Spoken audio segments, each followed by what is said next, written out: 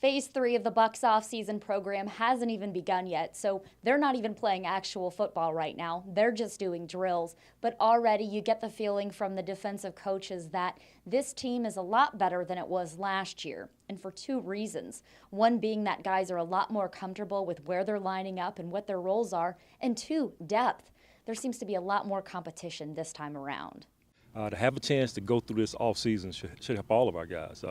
Even you look at a guy like Levante David, to have a year of experience in the system now to where you should see how he's taking charge of the defense in a way that we didn't see a year ago because it was so new for him. So for all the guys, it's such a benefit. I think our depth this year is much better than it was last year. Yeah. Just looking at the whole group, we're pretty tight, from throughout the whole group. Where there could be some fall off, from the fourth spot to the 9 spot.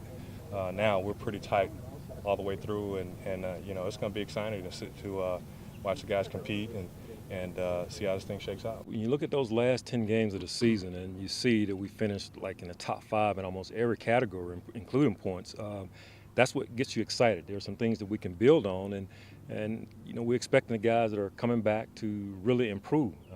So many of them, they were so young a year ago, and then being young in the system, we have high hopes. Now the key for us is, seeing Gerald have another great season, seeing a Henry Melton really mesh and become the Henry that was an All-Pro a few years ago, finding that right end. In our league, if you can't rush with 4 and you have to rely on pressure all the time, that creates some problems for your team. So we still got some things that we need to see happen, and we're a long ways from that. This is the early stages of the off-season, and we're just hoping that the guys that we have are going to just continue to develop. This time last year, coaches were still getting to know players' names and trying to weed out the guys that they thought would fit the system and guys that wouldn't.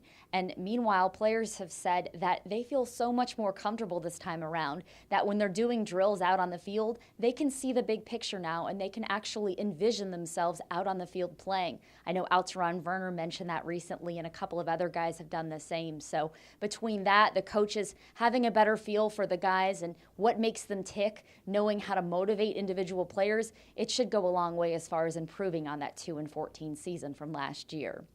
With Sports Talk Florida, I'm Jenna Lane.